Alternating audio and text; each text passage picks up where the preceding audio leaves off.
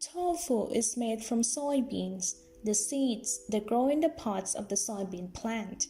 They contain 40% protein, more than double the protein in beef or fish. They start by soaking the soybeans in cold water for 18 to 24 hours depending on the season.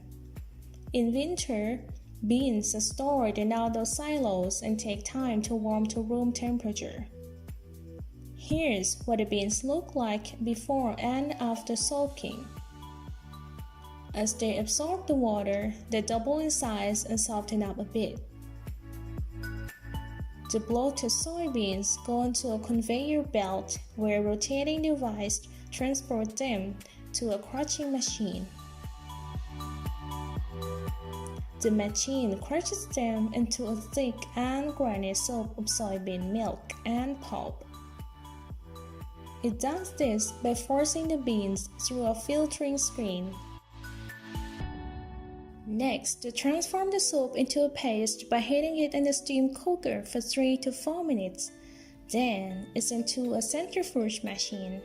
As the chamber spins, the centrifugal force separates the milk and pulp.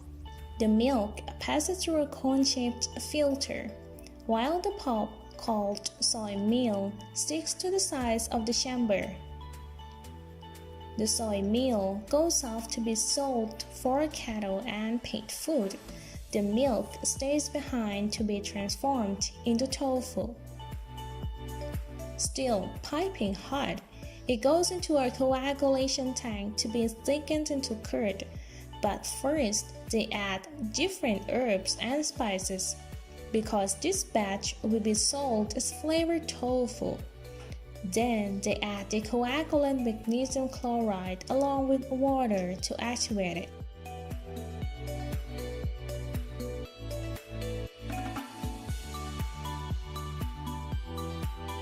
Then more stirring. It takes about 15 minutes for the soybean milk to congeal into soybean curd, otherwise known as tofu. When it's ready, it's still steaming, but pretty soggy, so they run it through a perforated cylinder to drain as much liquid as possible. By the time the tofu comes out, the other end of the cylinder is relatively dry and roughly the consistency of scrambled eggs.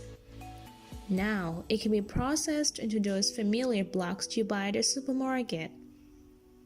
They transfer the tofu into large rectangular molds lined with cheesecloth. Then, it's into a press that applies 59 kilograms of pressure. This squeezes out most of the remaining liquid and molds the lumpy loose tofu into a firm rectangular block, measuring 38 by 74 centimeters. They cut the block lengthwise and widthwise into 54 blocks of 300 grams each. Tofu itself is pretty tasteless, but like a sponge, it absorbs the flavor of whatever it comes into contact with. They drench this batch into the spicy marinade to make jalapeno flavored tofu. After verifying the weight of each block, they package the tofu with a sprinkle of spices for garnish. Then, to kill off antibacterial, the blocks go into a pasteurizer at 110 degrees Celsius for an hour. When they come out, they drop into a cooling basin into water just above freezing temperature. They stay submerged for about an hour.